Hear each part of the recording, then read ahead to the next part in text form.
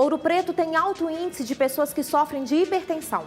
E no estúdio, a professora Roberta Frois, do Departamento de Química da UFOP, fala sobre o grande vilão da pressão alta, o sódio no sal.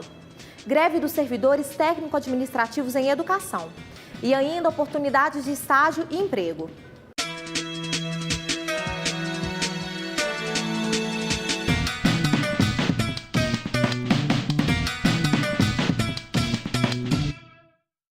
Olá!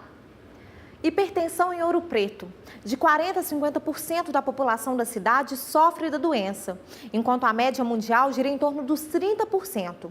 O dado é do projeto Corações de Ouro Preto, da UFOP. O que motiva a forte incidência da hipertensão em Ouro Preto? E como lidar com a doença, você confere agora na reportagem. Há 7 anos, Dona Conceição e seu Júlio começaram a namorar. O relacionamento trouxe novidades inesperadas para o segurança. A partir do meu relacionamento com ela foi que eu passei a cuidar mais de mim, procurei um médico e tal, e aí que eu fui descobrir que eu era hipertenso. Então o amor que ajudou o senhor a cuidar da saúde? Com certeza, com certeza. Logo que eu fiquei sabendo que estava grávida, uma vez eu passei muito mal, com muita dor de cabeça, uma pressão na nuca, e fui procurar o meu ginecologista e ele descobriu que eu estava com a pressão muito alta, mas foi só durante a gravidez. Assim que o neném nasceu, acabou o período de pressão alta.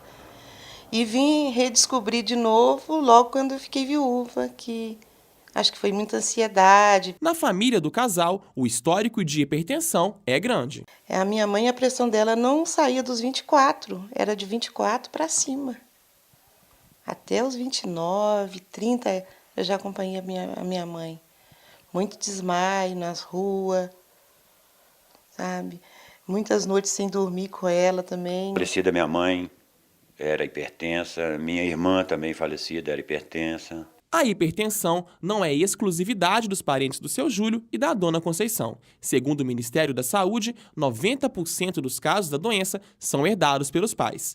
Aproximadamente 25% da população brasileira sofre de hipertensão. Os cuidados devem ser intensos. Também, de acordo com o Ministério, doenças como a hipertensão causam 40% das mortes no Brasil. Na minha dieta, eu tomo meus remédios, procuro fazer minhas caminhadas e, igual eu te falei, comer mais folhas, mais legumes, menos carne gorda, apesar de eu gostar muito, mas eu procuro diminuir o máximo. Na UFOP, há cerca de 12 anos, o projeto Corações de Ouro Preto descobriu a forte incidência de casos de pressão alta na cidade. São os indivíduos do município de Ouro Preto com fatores de risco cardiovasculares.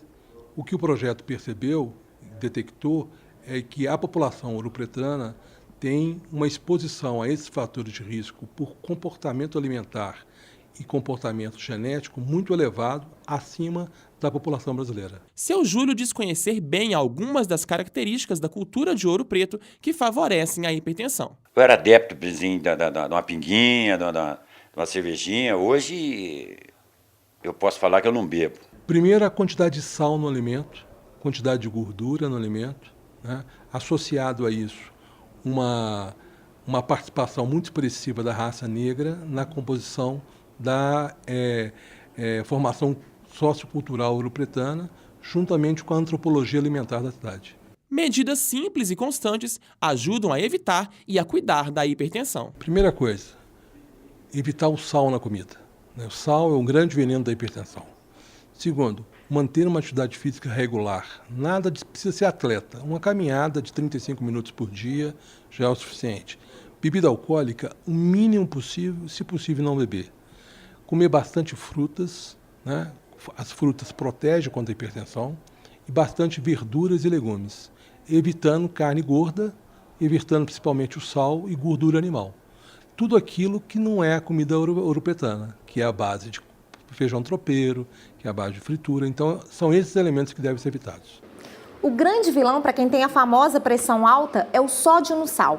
E a redução dele é a primeira orientação médica para controlar a pressão. Hoje nós recebemos a professora Roberta Frois, do Departamento de Química da UFOP, que vai nos orientar em relação ao consumo do sal. Professora, seja bem-vinda. Professora, uma das formas de controlar a hipertensão é diminuir o sal, né? Que alternativas a gente pode lançar a mão para essa diminuição? Uma alternativa seria a redução da adição de sal no preparo dos alimentos. Uma adição moderada, uma adição controlada. E como o principal vilão do sal é o sódio, é observar também rótulos de alimentos industrializados que apresentam concentrações elevadas de sódio por porção. Entendo. Professora, tem alguns alimentos que a gente nem imagina que tem a presença do sódio, né? Como o refrigerante, talvez pelo próprio sabor que ele tem. Quais outros alimentos têm essa quantidade elevada do sódio que a gente nem imagina? Geralmente está associado à hipertensão alimentos salgados, mas nem sempre é assim. Alimentos que são adoçados artificialmente à base de ciclamato de sódio, sacarina sódica, também apresentam elevado teor de sódio na composição. Um exemplo são os refrigerantes light, qualquer bebida, não só refrigerante, mas que são light, diet, bebida zero, que são adoçados com ciclamato e sacarina. Esses dois compostos apresentam sódio na composição. Então, concentrações elevadas vão estar presentes nesses alimentos também. Um exemplo também são esses alimentos de preparo rápido, como sopas, macarrão instantâneo, temperos que são adicionados nesse tipo de produto, apresentam uma elevada concentração de sódio. Entendo. Professora, e que outros problemas, além da hipertensão, o excesso do sódio pode causar? O excesso do sódio no organismo ele promove a retenção de líquidos. Com isso, ocasiona um inchaço do corpo da pessoa. E muitas vezes a pessoa ingere um alimento light achando que vai emagrecer e ocorre o contrário, o inchaço devido ao excesso de sódio. Outro problema também é que o excesso de sódio ele promove a excreção de cálcio. E isso vai desregular o funcionamento dos rins, podendo ocasionar o cálculo renal. Então, professora, qual que é a quantidade de sódio diária que a gente deve consumir? Ele realmente faz bem para a saúde? A gente precisa dele? Nós precisamos do sódio. O sódio ele é importante na regulação da pressão arterial, na transmissão de impulsos nervosos, entre outras funções básicas do organismo. Porém, a ingestão diária recomendada é de 1,5 a 2,3 gramas de sódio por dia. E isso equivale geralmente a 1 colher de chá de sal distribuída em todas as refeições. Então a gente tem que ficar atento às informações nutricionais. Sim. Que contém, né, nas embalagens dos alimentos, né, professor? Isso, prestar bastante atenção no rótulo de alimentos, evitar alimentos industrializados, muito processados, dar preferência a alimentos frescos, porque assim você vai estar diminuindo a quantidade de sódio ingerida no organismo. Roberta, muito obrigada pelos esclarecimentos. E fica atento agora às vagas de estágio e emprego em Ouro Preto.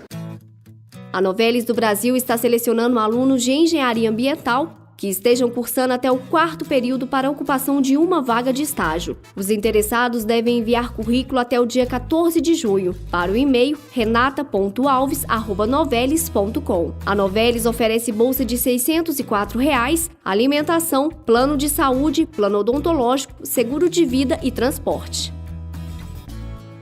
A empresa Júnior de Arquitetura e Urbanismo da UFOP está com inscrições abertas para o preenchimento de 19 vagas. Os interessados devem se apresentar na empresa Arq Júnior no dia 10 de junho, às 9 horas da manhã, na Escola de Minas do Centro de Ouro Preto, na sala 45A. Os interessados devem apresentar histórico escolar descritivo e currículo. Mais informações pelo e-mail arcjr.ufop@gmail.com. E as inscrições para quem pretende trabalhar no Festival de Inverno de Ouro Preto em Mariana estão abertas até o dia 15 de junho. Podem se inscrever pelo site festivaldeinverno.ufop.br, todos os alunos da UFOP regularmente matriculados. Os resultados serão divulgados no dia 20 de junho. Nesta segunda-feira, dia 6 de junho, o Sindicato dos Trabalhadores Técnico-Administrativos da UFOP, a ASUFOP, aderiu à greve nacional.